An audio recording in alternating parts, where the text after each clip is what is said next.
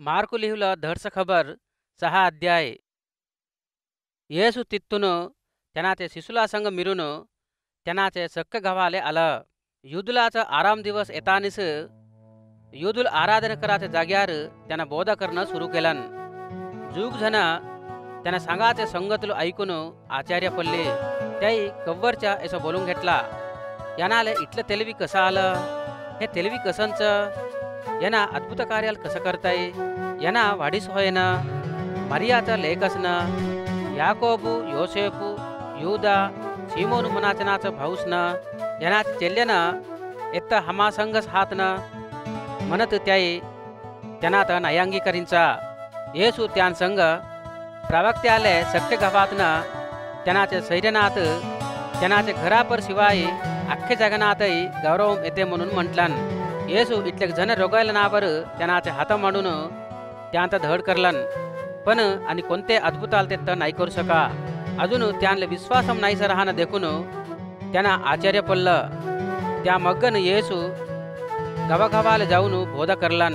त्यांना 12 जण शिशुला आता बोलवून त्यांना दैतनाचे आत्मलात सोडवाचा अधिकारम देऊन दोघ्यात मिरवून धाडवत हे तरीक्याकून उपदेशम केलन. प्रयाणम करातवर हाताच्या कडेपर शिवाय आणि कोणतंच धरून नको जा. खाणं होऊ दे, थैली होऊ दे, अजून पिवशेत पैसे होऊ दे धरून नको जा. अजून अधिक फडकी नको धरून जा, पण वाहन लिहून घेऊन जा म्हणून येसू त्यांसंग सांगलन. एकल्याच्या घरी गेल्यापायी ते गावात सोडून जातो गे तेच घरात राहा. अजून कोणते तन पट्टमाटली पजा तुमचं चेरचून घे नाहीस, तुमचे गोठी ऐके नाहीस गेल्याक ते गावातून बाहेर निघून जावातवर त्यांचे व्यतिरेक माल गवायच्याने तेत्तच तुमचे पयनाचं दुम्मू दुलपून टाका.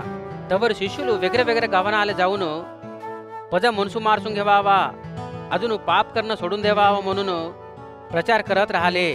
अजून किती दैत्यनाथ सोडवला. जुगजण रोगेला नाले तेल लावून धड केला. येसूचं नाव मोठं होणं हेरोद ऐकून बाप्तिसन देवाचं योहान मरलेनातून उठलं. त्यालागी त्यांनात अद्भुत कार्याल करायचं शक्ती बने करताई म्हटलन. इतलीक जण एलिया म्हटला आणि इतलीक जण प्रवक्ता म्हटला. नाहीतन आधीचे प्रवक्ता लाटले एकल्या अंगरला म्हटला.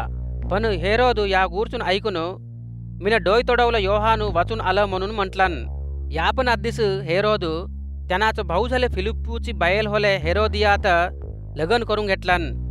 तिम्यासाठी त्यांनाच योहानू तर बंदिंचून बंदेखान्यात घाला म्हणून आज्ञा दिलन. काहले म्हटल्या, योहानू हेरोदू संग तुझे भावाच्या बायल येतं तुला ठेवून घेणं तुले बरोबरी नव्हे म्हणून म्हटलन. असं म्हटल्यासाठी हेरोदियाले योहानू म्हटल्या इष्टम नाहीत.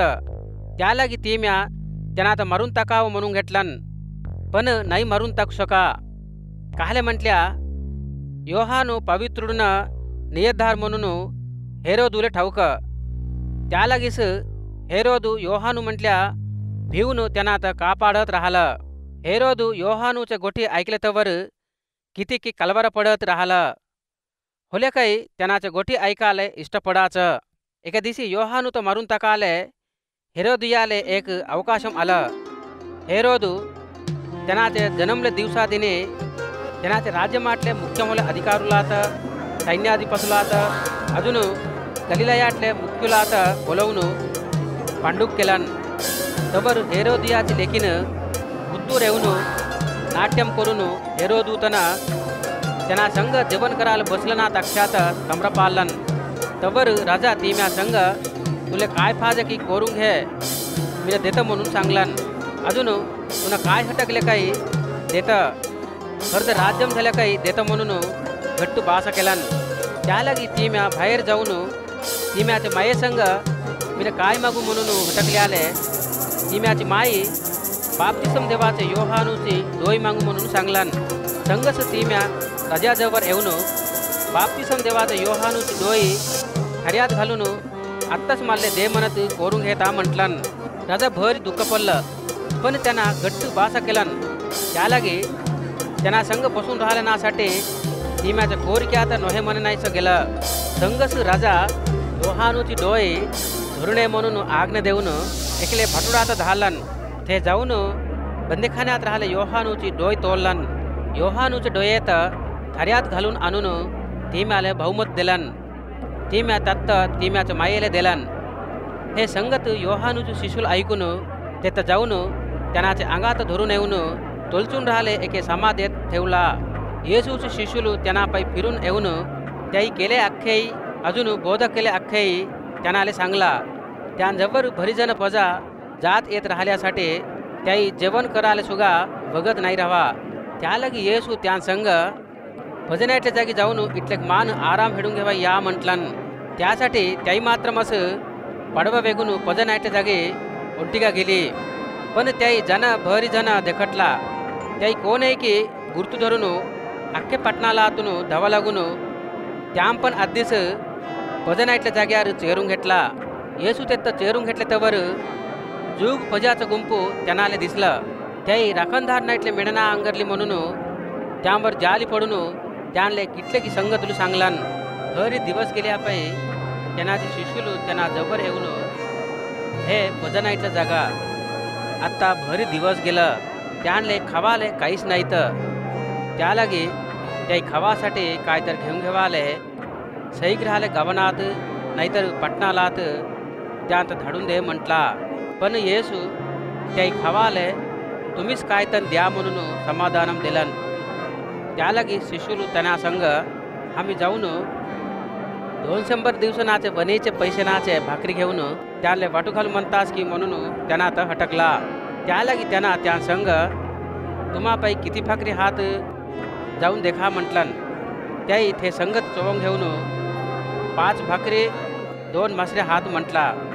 तवर येसू शिशुला संग पजात गुंपुल गुंपुलच्याने पिवरे गवतावर बसवा म्हणून सांगलन. तवर पजा गुंपुले 50 जण 100 जण बसले. त्यांना त्या 5 भाकरीना 2 मासऱ्या हात धरून घेऊन आभाराकडे देखत देवाला कृतज्ञताला सांगून भाकरी अख्खे मोडून वाटू घाला म्हणून शिशुला आले सांगलन. मासऱ्यानं आता सुगा अख्ख्यानले वाटू घातला. अख्खी पोट्टूभर खाऊन तृप्ती पडली. तवर शिशुलू उरले भाकरीनाचे तुकडालना मासऱ्या 12 शनिवड्या भरला. ते भाकरीनं मासऱ्या खाले जवर जवर 5000 जण दादूलस. संगस त्यांना ते पजाच्या गुंपूत धाडून देऊन त्यांनाचे शिशुला आता त्यांना पर आधी समुद्रमाचे तेव्हाचे ओड्डूले राहिले बेत्सैदा गावाले जा म्हटलन. येसू पजाच्या गुंपूत धाडून दिल्यापाई प्रार्थना कराले डोंगराले गेलं. अंधार होवाच्या वगतीत पाडवा समुद्रमामध्ये राहिलं. पण यांना एकलंच समुद्रमाचे ओड्डूर राहिलं. त्यांले वरहाने आदवा आल्यासाठी चटवनाकून पडव्यात चालवणं कशी ठोलं. त्यात येसू देखून सक्कारच्या वगतीत त्यांना पाण्यावर चालत त्यांत दाटून जावाले त्यांले सरका आलं. त्यांना समुद्रमावर चालत राहणं त्याही देखून त्यांना आता दैत म्हणून घेऊन किकल घातला. काहले म्हटल्या त्याही त्यांना आता देखून भिली. त्यालागी संगस त्यांना त्यांत बोलवून धैर्य मागून राहा मिनस हो भ्यानो क म्हटलन. त्यांना त्या जवळ येऊन पाडवा वेगलं. त्यालागी वराने आगोटली. त्याही हे देखून त्यांत त्याही भरी आश्चर्य पडले. भाकरी वाटू घातले अद्भुत मात त्याही देखटला. पण त्यात अर्थम करून घेऊ शके नाहीस त्यांचे हृदयाल कठिनम होले. त्याही तेव्हाचे ओड्डूले जाऊन गिन्नेशरेतू प्रांतमाले चेरून घेऊन तेत्त पाडव्यात आपाले लांगर घातला. त्याही पडवा उतरतानीस पजा येसूत वरक केला. पजा सैग राहिले प्रांताला आले धावा लागून जाऊन रोगेले नात चापरलावर झोपवून येसू राहिले जागी धरून घेऊन आले. गव्हानात पटणालात वावरनात सैग त्यांना गेले प्रत्येक जागी रोगेले नात बजारनात झोपवला. आणि त्यांनाचे फडक्याचे काटात हाबडू दे म्हणत बतमीला आले. त्यांना आता हाबडली प्रत्येकली धड होले.